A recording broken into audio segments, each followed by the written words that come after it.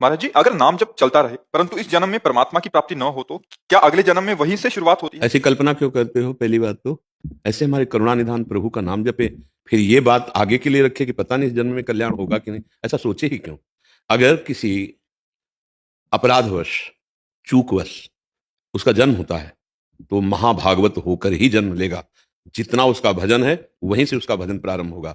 और वो ऐसी जगह जन्म नहीं लेगा जहां भक्ति का ह्रास हो जाए, ऐसी जगह जन्म लेगा जहां श्री संपन्न और महान परम पवित्र वातावरण, भगवत भक्ति अनुष्ठान की उन्नति जहां से हो, ऐसी जगह भगवान जन्म लेते हैं। अगर 1 लाख नाम जप किया तो ऊपर से शुरू होगा, 1 लाख के ऊपर से।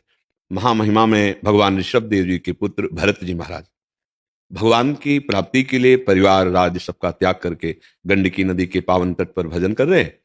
दयावश एक हिरन के बच्चे को बचाया और उसमें ममता हो गई, चूक हो गई और ममता कर बैठे। हिरन में तो अगला जन्म हिरन का हुआ, पर हिरन के रूप में भी वो भजन ही करते रहे।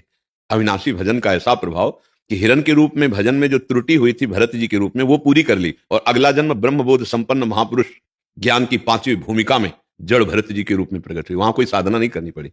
हमको तो प्रभु के धाम जाना है, प्रभु की सेवा में जाना है, ऐसा। पर हम कहते हैं ऐसी आशा ही क्यों रखे? हम साक्षात इसी जन्म में प्रभु के पार्षद बनकर उनकी संग सेवा में जाएंगे। ऐसी आशा रखे, फिर प्रभु के आगे की बात वो जैसा चाहे वैसा करें। समझ रहे हैं आप?